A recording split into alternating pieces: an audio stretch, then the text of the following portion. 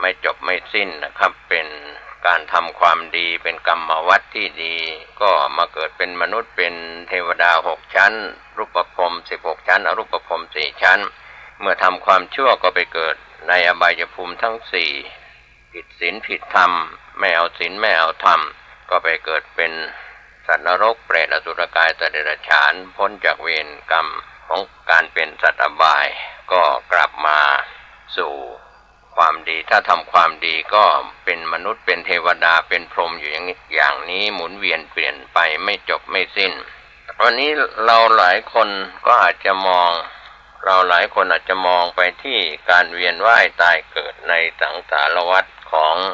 มนุษย์และเทวดาทั้งหลายแล้วก็สัตว์อบายทั้งหลายด้วยดังนั้นวันนี้ถ้าเราใส่ใจเรื่องของการเกิดแก่เจ็บตายเราก็จะเห็นภัยของการเวียนวนไปวนมาแต่ถ้าวนไปเกิดในรูปภพอรูปภพก็จะมีอายุยืนยาวนานเป็นกับยาวนานมากเพราะกว่าฌานจะเสื่อมกว่าจะหมดของการไปเกิดในรูปภพอรูปภพก็เสียเวลาสำหรับพระโพธิสัตว์นั้นก็ไม่นิยมที่จะไปบังเกิดจะเป็นนิยตมหาโพธิสัตว์หรืออนิยตมหาโพธิสัตว์ก็แล้วแต่เพราะว่าไปพักผ่อนแค่สวรรค์6 ชั้นในสวรรค์ชั้นดุสิตแล้วก็กลับลงมาสร้างบารมีที่เมืองมนุษย์นะครับสำหรับนิยตมหาโพธิสัตว์นั้นจะไม่ได้ไปบังเกิด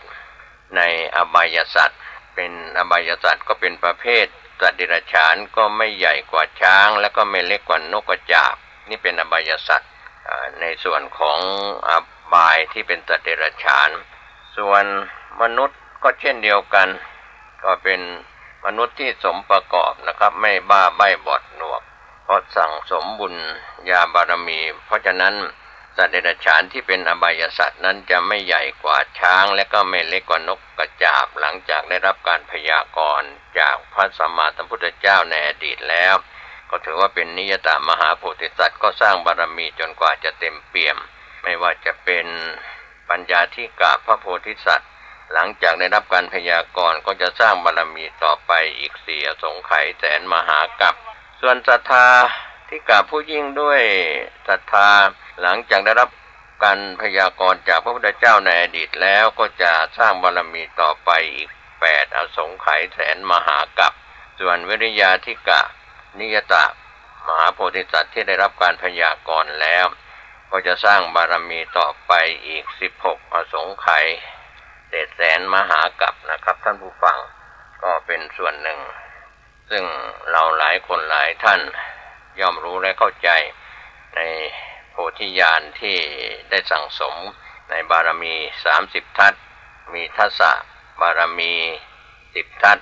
ที่เป็นเรียกว่าทัสสะอุปปารมีอีก10 ทัศปรมัตถบารมีอีก10 ทัศรวมแล้วก็เป็น30 ทัศด้วยกันซึ่งแต่ละบารมีธรรมดาบารมีอย่างกลางๆบารมีอย่างอุกฤษรวมแล้วก็จาก10 บารมี10 ทัศขยายไปเป็น30 ทัศนะครับที่การเวียนว่ายตายเกิดอยู่ในสังสารวัฏนี้ยาวนานทีเดียวกว่าจะได้มาตรัสรู้พระอนุตตรสัมมาสัมโพธิญาณถ้าพูดถึงผู้ที่ทำงานใช้เวลาอย่างข้าราชการหรือรัฐวิสาหกิจหรือภาคเอกชนที่ทำงานที่เป็นผู้อาวุโสก็จะเรียกว่าเป็นผู้ชำนาญการในการทำงานเพราะว่าไม่ใช่ผู้ทำงานใหม่หรือบรรจุงานใหม่แต่ทำงานมายาวนานมีประสบการณ์ทั้งฝ่ายโรคและฝ่ายประสบการณ์ของการทำงานเป็นผู้บังคับบัญชาก็เข้าใจงานเป็นผู้ใต้บังคับบัญชาก็เข้าใจงานสื่อสารในปัจจุบันจึงใช้ศัพท์ว่าเป็นผู้ชำนาญการหรือเป็นผู้ชำนาญงานอะไรทำนองนั้นนะครับเราเรียกยกย่องกันว่าผ่านงานผ่านประสบการณ์วันนี้หลายคนหลายท่านอาจจะมีอายุ40 ปี50 ปียังไม่ถึงเกษียณ60 ปีก็เป็นผู้ชำนาญการแล้วในการทำงานคลุกคลีอยู่กับงานมา20 กว่าปี30 ปีส่วนใหญ่ถ้าทำงานจนได้รับบำเหน็จบำนาญก็จะในช่วง25 ปีขึ้นไปสำหรับประเทศไทยแต่ในส่วนของคฤหัสถ์ชายหญิงโดยทั่วไปก็จะมองว่าผู้เกิดมาก่อน เป็นผู้สูงวัยด้วยเพศชายเพศหญิงก็จะมีประสบการณ์ในชีวิตในการอยู่กับสถาบันครอบครัวกับการทำงานจะเป็นพี่น้องชาวไร่ชาวสวนชาวนาชาวบ้านธรรมดาก็แล้วแต่บางท่านมีอายุจากช่วง60ปีมาถึง100ปีก็ยังมีอยู่สำหรับฆราวาสเราชายหญิงทั้งคนไทยและก็ชาวต่างชาติที่สามารถประคับประคองชีวิตมีอายุยืนยาวไม่เรียกว่ามีอายุวัฒนะเป็นผู้เจริญด้วยอายุก็เราจะพูดกันในสมัยนี้ก็หลายท่านเมื่อมีอายุยืนยาวเป็นชายที่มีอายุมากที่สุดก็ทางกินเน็ตบุ๊กก็นำไปประกาศให้ชาวโลกได้รู้ว่าผู้ชายที่มีอายุมากที่สุดหรือผู้หญิงที่มีอายุมากที่สุดจะเท่าไหร่100 กว่าปีถือว่ามากที่สุดจะ100 ไปกี่ปีกว่าไปเท่าไหร่นั่นก็เป็นอีกเรื่องหนึ่งเมื่อมองหาสถิติของชายที่อายุมากที่สุดทั่วโลกถ้าไม่มีก็ใครที่มีอายุมากที่สุดก็ยกย่องในกินเน็ตบุ๊กหญิงก็เช่นเดียวกันอายุมากเรียกว่าเป็นการแจ้งให้รู้ว่าในโลกปัจจุบันนั้นยังมีคนอายุยืนมากกว่า100 ปีแม้ว่าจะมีน้อยจะเป็นหญิงเป็นชายจะเป็นคนไทยหรือชาวต่างชาติก็ตามนะครับท่านผู้ฟังวันนี้ก็ยังเชิญชวนศรัทธาท่านผู้ฟังที่เป็นผู้ฟังมากศึกษามากก็คงจะต้องเชิญชวนท่านศึกษามากอย่างเดียวคงไม่พอจะต้องปฏิบัติทำให้มากๆเพื่อมุ่งไปสู่มรรคเพราะว่าคำว่ามรรคนั้นเป็นทางที่จะไปสู่ความหลุดพ้นนั้นก็คือมรรคมีองค์ทั้ง4ก็คือโสดาปัตติมรรคสกิทาคามิมรรคอนาคามิมรรคและอรหัตตมรรคก็ในส่วนนี้ถ้าเรามองที่พระโพธิสัตว์ก่อนการจะตรัสรู้พระอนุตตรสัมมาสัมโพธิญาณก็ได้เห็นเทวทูตทั้ง4ไม่ว่าจะเป็นคนแก่คนเจ็บคนตายที่ไปประพาสสวนแล้วก็สมณะที่มีเป็นเทวนิมิตปรากฏในสวนในราชอุทยานของเจ้าชายสิทธัตถะสมัยนั้นเทวทูตทั้ง4นี้ออกมาเตือนสิทธัตถะราชกุมารที่ได้รับการพยากรณ์จะตรัสรู้แล้วแต่ว่าพระเจ้าสุโธทนะพุทธบิดานั้นมุ่งหวังจะให้สิทธัตถะราชกุมารนั้นครองบ้านครองเมืองเป็นพระเจ้าจักรพรรดิมากกว่าที่จะได้เป็นศาสดาเอกในโลกก็ทำให้แต่สิ่งที่ทวนกระแสสวนกระแสก็คือสิทธัตถะราชกุมารไปประพาสสวนเห็นนิมิตที่เป็นเทวทูตทั้ง4ที่มาเตือนก็คือคนแก่เห็นคนเจ็บเห็นคนตายแล้วก็เห็นสมณะก็มองเห็นเทวทูตที่4เนี่ยเป็นช่องทางแห่งความสุขความสงบ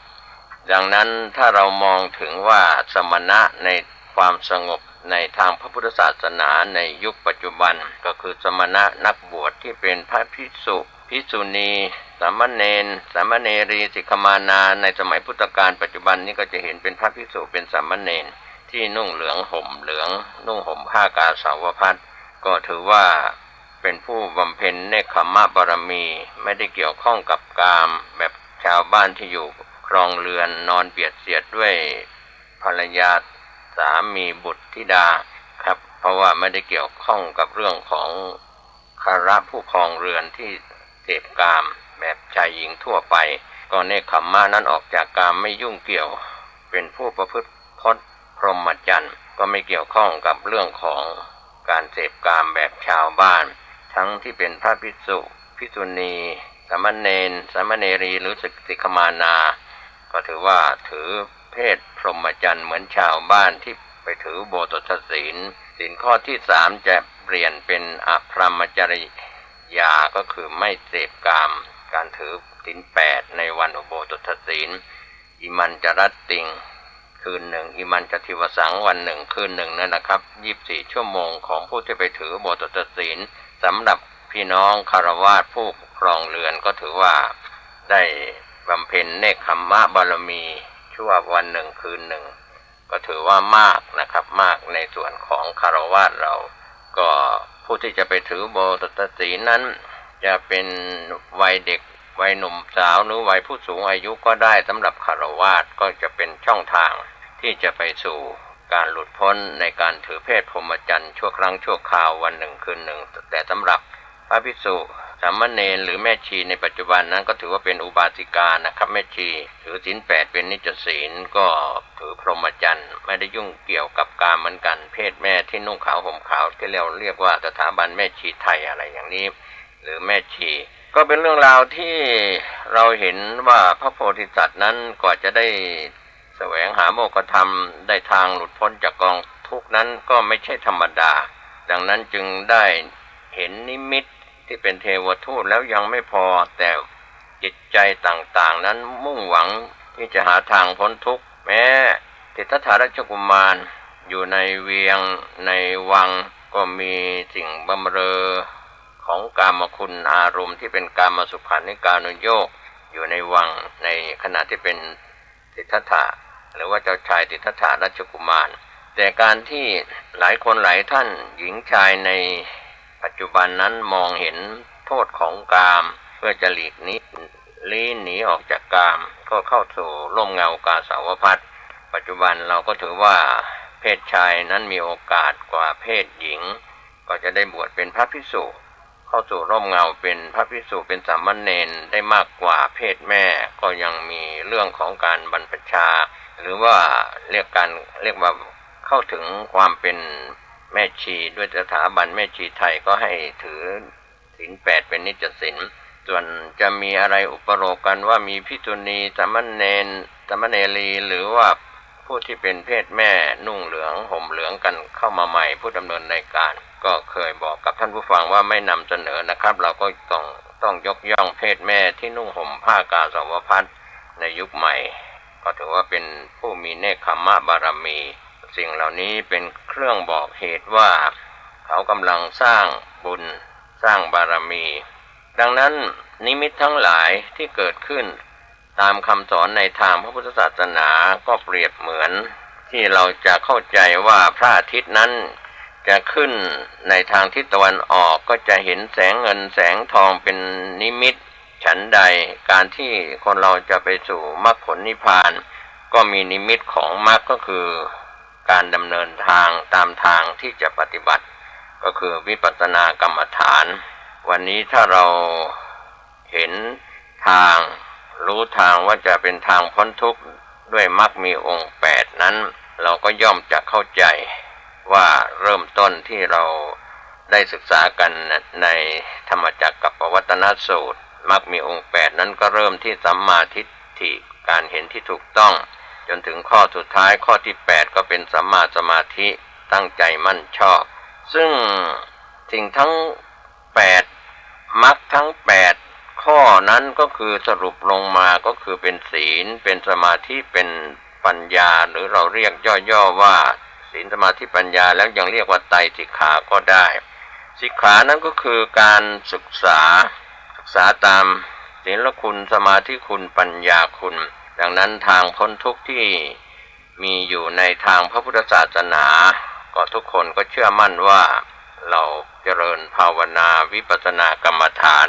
ก็มีทางที่จะไปสู่ความหลุดพ้นจากกองทุกข์ก็คือบรรลุมรรคผลนิพพาน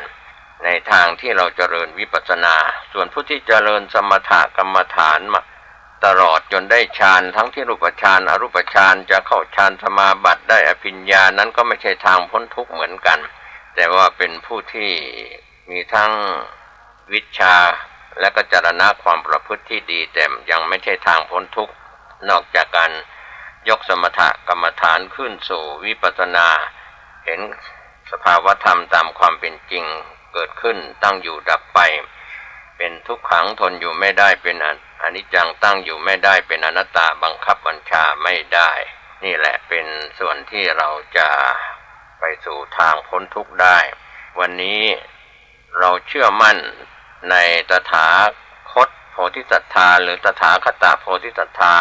เชื่อมั่นในการตรัสรู้ขององค์สมเด็จพระสัมมาสัมพุทธเจ้าว่าทางพ้นทุกข์มีจริงเชื่อในปัญญาการตรัสรู้ขององค์สมเด็จพระสัมมาสัมพุทธเจ้า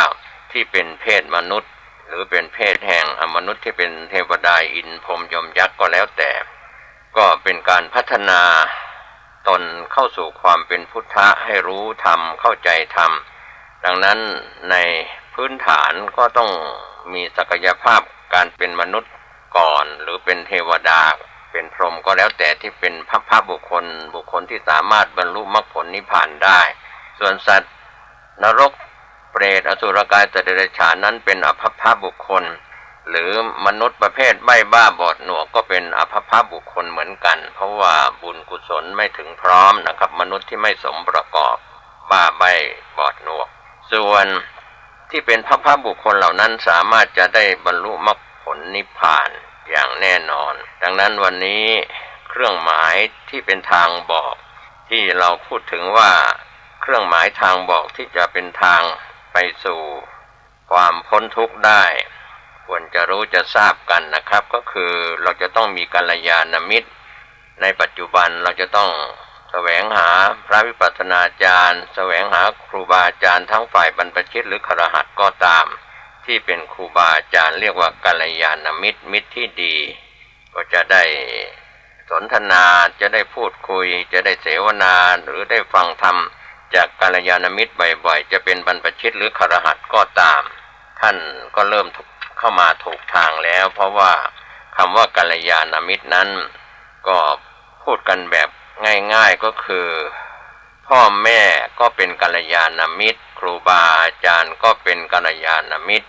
ความเป็นกัลยาณมิตรนั้นก็คือพ่อแม่ครูบาอาจารย์ก็จะช่วยแนะนำชี้แจงครูบาอาจารย์ที่สถานศึกษาก็ให้คำแนะนำสั่งสอน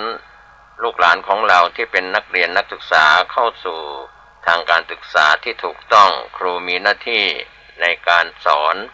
ในสถาบันการศึกษาส่วนพ่อแม่นั้นเป็นครูคนแรกของลูกๆที่เกิดมาจะเป็นมีบุตรธิดากี่คนก็แล้วแต่พ่อแม่นั้นจะเป็นครูคนแรกของลูกๆทั้งหลายวันนี้เรามีกัลยาณมิตรอยู่ใกล้ตัวก็คือมีพ่อมีแม่อยู่ใกล้ตัวมีครูบาอาจารย์ที่เป็นกัลยาณมิตรที่สถานศึกษาแล้วยังไม่พอเรายังมีกัลยาณมิตรคือพระคุณเจ้าที่อยู่ตามวัดวาอารามต่างๆที่เป็นพระภิกษุเป็นสามเณรเป็นนักบวชทรงศีลทรงธรรมจะได้สั่งสอนการปฏิบัติสั่งสอนการศึกษา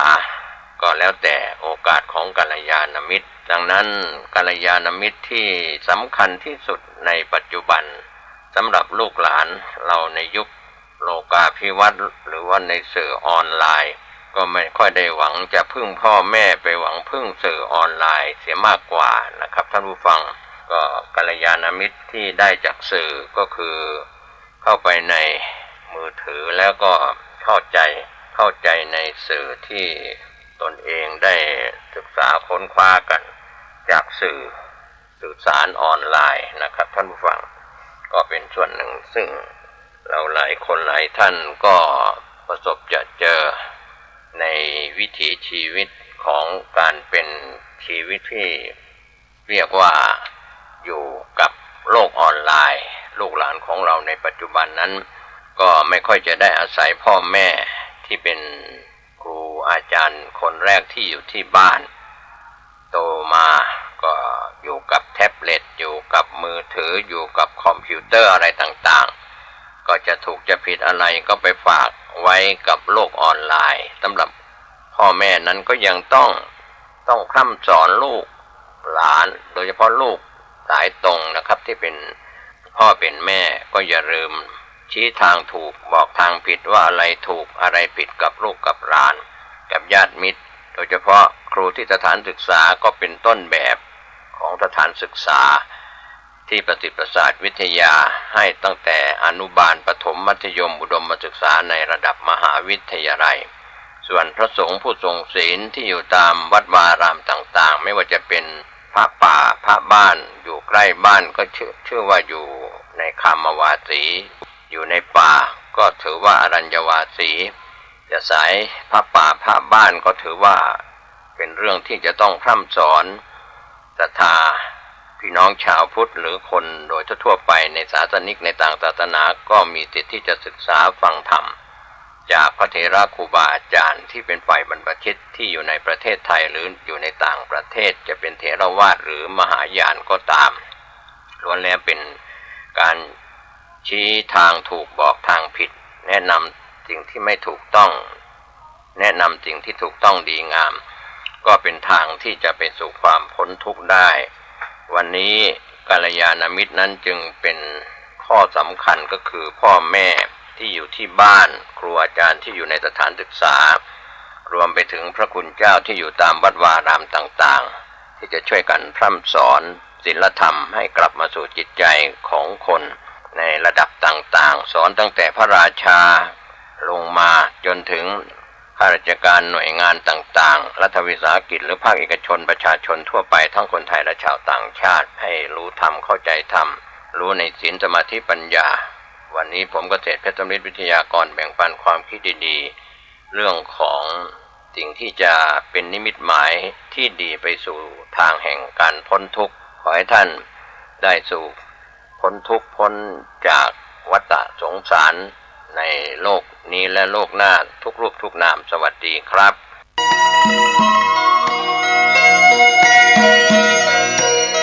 ศาลเพื่อการประชาสัมพันธ์โครงการปรับภูมิทัศน์และพัฒนาปรับพื้นที่รอบอุโบสถวัดป่าแดงมหาวิหารมติคณะกรรมการบริหารวัดป่าแดงมหาวิหารครั้งที่ 4/2567 ได้เห็นชอบและอนุมัติให้ดำเนินโครงการใช้เงินบริจาคและเงินสะสมของวัดเพื่อพัฒนาปรับพื้นที่ของวัดป่าแดงมหาวิหารจึงขอเชิญชวนผู้มีจิตศรัทธาร่วมพัฒนาเพื่อถวายเป็นพระราชกุศลถวายพระเจ้าสามฝั่งแกนและพระเทวีพระเจ้าติโลกราชพระเมืองแก้วและอดีตเจ้าอาวาสวัดป่าแดงมหาวิหารมีพระญาณคัมภีร์พระมหาสวามีโพธินันทะครูบาเจ้าศรีวิชัยพระอธิการอินแก้วอรินทโรครูบาอ่องขอเชิญชวนผู้มีจิตศรัทธามีเจตนาร่วมในข่าวครั้งนี้โอนเงินผ่านธนาคารกรุงไทยสาขาสุเทพชื่อบัญชีวัดป่าแดงมหาวิหารเลขที่บัญชี521064750สอบถามรายละเอียดเพื่อร่วมทำบุญได้ที่0818815690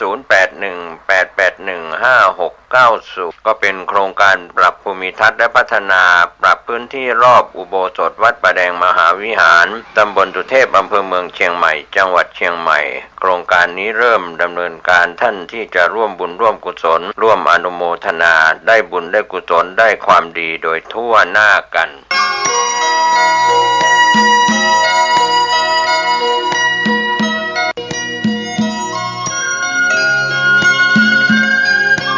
เนื่องด้วยศาสตราจารย์พิเศษท่านประเสริฐอยู่เจริญดีได้จัดสร้างสมเด็จพระเจ้าตากสินมหาราชไว้ที่พุทธมณฑลอำเภอดอยหล่อจังหวัดเชียงใหม่ขนาดเท่าวงเวียนใหญ่กรุงเทพมหานครผู้ใดสนใจร่วมทำบุญตามกำลังศรัทธาได้ที่ธนาคารกรุงไทยสาขามีโชคพลาซ่าบัญชีเลขที่66197077475ขอให้ผลบุญตามส่งให้บรรลุมรรคผลนิพพานในเวลาอันควรและหากยังไม่ถึงนิพพานเพียงใดขอคำว่าไม่มีอย่าได้บังเกิดขึ้นสาธุสาธุสาธุเนื่องด้วยศาสตราจารย์พิเศษท่านประเสริฐอยู่เจริญดีได้จัดสร้างสมเด็จพุทธาจารย์โตพรหมรังสีไว้ที่วัดรอมพระเจ้าตองอำเภอป่าตาลจังหวัดลำพูนขนาดหน้าตักกว้าง16นิ้วประดับด้วยเพชรพลอยผู้ใดสนใจร่วมทำบุญตามกำลังศรัทธาได้ที่ธนาคารกรุงไทยสาขามีโชคพลาซ่าบัญชีเลขที่661-9-70747-5ขอให้ผลบุญตามส่งให้บรรลุมรรคผลนิพพานในเวลาอันควรและหากยังไม่ถึงนิพพานเพียงใดขอคำว่าไม่มีอย่าได้บังเกิดสาธุสาธุสาธุ